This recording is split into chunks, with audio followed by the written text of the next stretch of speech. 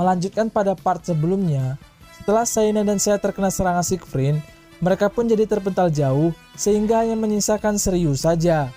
Alhasil, ia pun harus bertarung dengan Siegfried seorang diri. Dalam pertarungan tersebut, semua serangan Shiryu pun gak berkesan, bahkan Rozan Shoryuhanya sekalipun, karena seperti ada tameng yang melindungi Siegfried. Situasi itu semakin sulit karena Shiryu harus bertarung tanpa menggunakan jubahnya. Alhasil, ia hanya jadi bulan-bulanan saja dari si Siegfried ini. Kemudian, karena merasa nggak ada cara lain, Shiryu pun berencana untuk melakukan lagi jurus terlarangnya seperti saat melawan Capricorn. Namun, saat akan melakukan jurusnya itu, tiba-tiba saja ia nggak jadi karena ia terpikir nasib Saphir Odin yang ada pada Siegfried. Situasi itu tentu dimanfaatkan Siegfried untuk menyerang balik Shiryu hingga ia terpental jauh.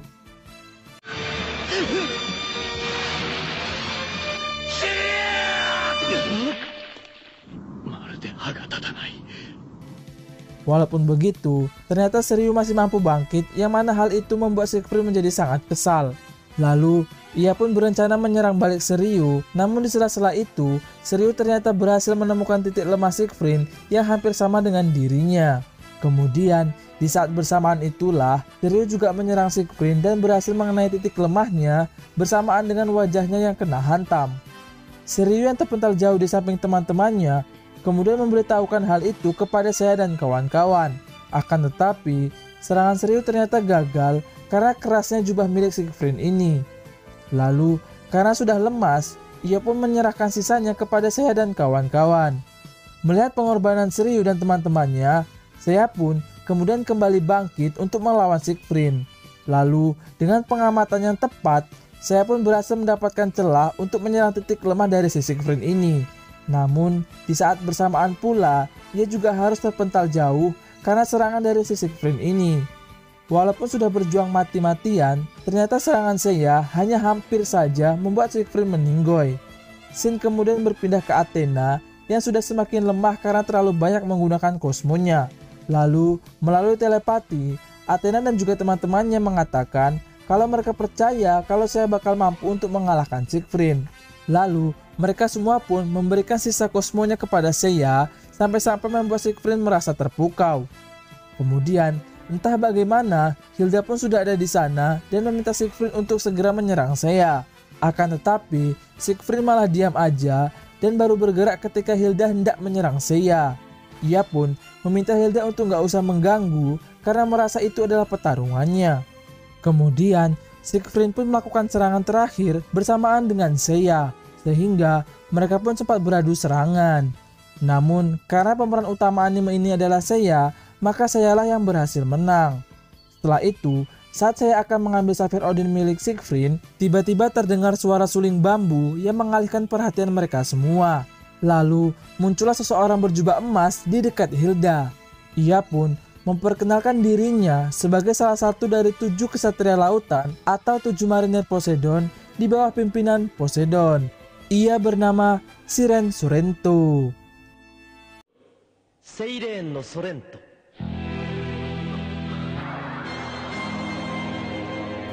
Oh iya, buat kalian yang belum tahu Poseidon itu siapa, dia itu sama halnya lah kayak Athena. Tapi kalau Athena kan lebih kayak mengendalikan sesuatu yang ada di darat gitu kan. Nah kalau Poseidon ini lebih ke arah mengendalikan di bagian laut lah gitu. Koreksi ya kalau aku ada keliru. Oke, kita lanjut. Lalu terungkap fakta bahwa ternyata yang memberikan cincin Nibelungen itu kepada Hilda adalah Poseidon melalui perantara Sorrento ini. Hal tersebut sengaja dilakukan oleh Poseidon karena selain ingin mengendalikan lautan, ia ternyata juga ingin mengendalikan daratan. Sehingga ia memanfaatkan Hilda sebagai jalan untuk menghancurkan dan membunuh Athena. Mendengar semua itu, Siegfried pun sepertinya sudah mulai sadar namun masih ragu untuk mengakuinya. Setelah itu, Sorrento mencoba menyerang Seiya dengan suling bambunya. Suara dari suling tersebut membuat Seiya berjalan sendiri ke arah Sorrento dan lalu dibuat terpental jauh hanya dengan satu ayunan tangan saja.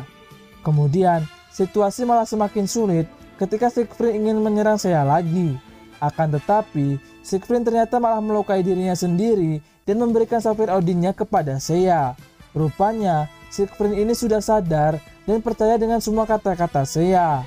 Kemudian, karena merasa Hilda jadi jahat gara-gara Sorrento, ia pun berusaha untuk menyerangnya.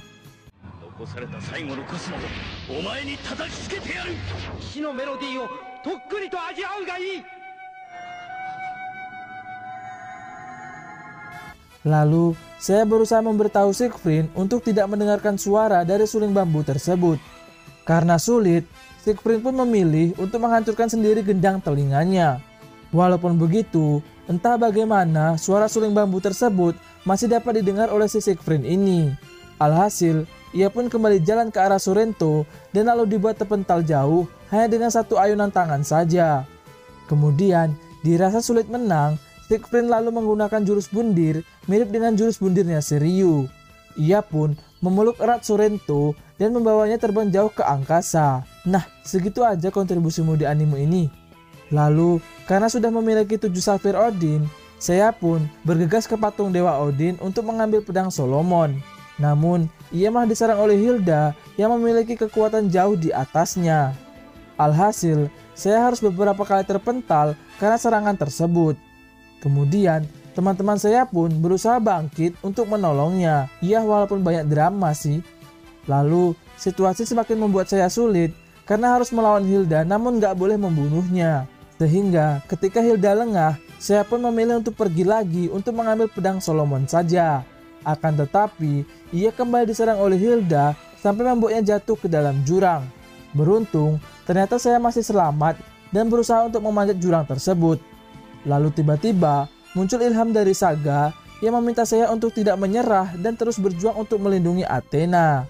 Akibat wejangan tersebut, saya pun berhasil naik dan kembali menuju patung Odin untuk mengambil pedang Solomon. Hilda yang melihat itu berusaha mencegah saya dengan terus menyerangnya. Namun epiknya, teman-teman saya rela berkorban untuk melindungi saya agar bisa ke patung Odin. Hingga sampailah ke Iki yang menurut aku paling kasihan karena harus 2 kali atau bahkan 3 kali menahan serangan si Hilda ini.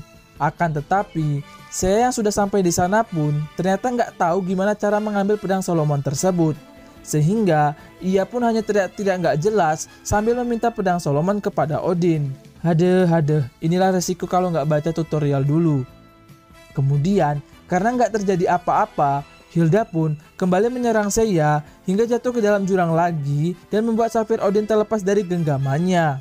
Namun, Safir Odin yang terlepas itu tiba-tiba bergerak sendiri dan mengisi ruang-ruang yang ada di kepala dari patung Odin tersebut. Tak lama berselang, muncullah jubah Odin sepaket dengan pedang Solomonnya. Lalu, jubah tersebut tiba-tiba menyatu dengan Seiya yang entah bagaimana ia kok bisa melayang. Privilege tokoh utama ini mah. Setelah menggunakan jubah tersebut, saya akhirnya berhasil mengimbangi Hilda, namun tetap saja ia merasa kesulitan karena harus melawan tapi jangan membunuh. Hal itu malah kembali dimanfaatkan Hilda untuk menyerang saya hingga terpental jauh. Scene berpindah sebentar ke Athena yang nyaris meninggoy karena matahari yang mulai terbenam. Hal itu pun membuat Kiki dan Freya sangat khawatir. Kembali lagi ke Seiya yang mendapatkan ilham lagi dari Dewa Odin. Ia pun meminta saya untuk melakukan saja sesuatu yang memang harus ia lakukan. Mendengar itu, saya pun bangkit dan tanpa ragu menyerang Hilda hingga membuat mahkotanya hancur, begitu juga dengan cincin Nibelungen.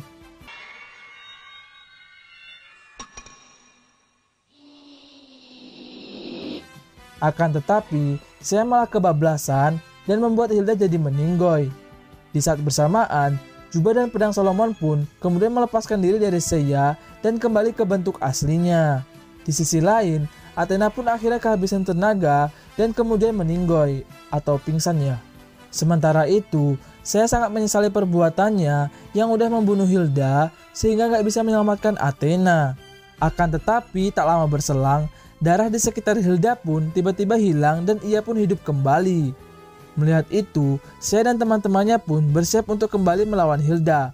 Saat Hilda mendekat, ia malah hanya melewati saya dan kawan-kawan dan pergi menuju pedang Solomon. Ia pun kemudian mengambil pedang Solomon sembari berdoa kepada Dewa Odin untuk menyelamatkan Athena. Rupanya, Hilda ini udah sadar dan berusaha menerima kondisi negerinya serta percaya kalau suatu saat pasti akan ada masa di mana negerinya akan dapat merasakan kehangatan mentari. Setelah itu, terlihat saya dan kawan-kawan yang mulai meninggalkan istana tersebut yang sepertinya perlahan mulai runtuh. Tak hanya itu, air bah pun juga mulai membanjiri daerah-daerah di sana. Lalu, melalui telepati, Hilda berusaha meminta maaf kepada Athena atas apa yang telah ia lakukan sejauh ini. Kemudian, berkat bantuan dari Dewa Odin pula lah, Hilda berhasil menyelamatkan negerinya dari terjangan banjir. Di sisi lain, saya dan kawan-kawan ternyata telah sampai ke tempat Kiki dan juga Freya. Namun, karena melihat Athena yang masih terkapar di ujung jalan, mereka berusaha memberikan semangat dengan terus memanggil namanya. Athena! Athena! Athena! Alhamdulillah, cara itu pun berhasil dan membuat Athena kembali sadar. Tak lama berselang, Hilda pun sudah sampai di sana dan meminta maaf secara langsung kepada Athena. Akhirnya, negeri Asgard pun kembali ADS, aman damai sentosa. Tapi tiba-tiba, baru juga 5 menit mereka merasakan damai, ombak besar pun datang dan menerjang mereka. Kemudian, mereka pun merasa heran karena Athena yang hilang entah kemana. Rupanya, Athena diculik oleh sosok manusia yang sepertinya ia adalah salah satu dari 7 marinir Poseidon.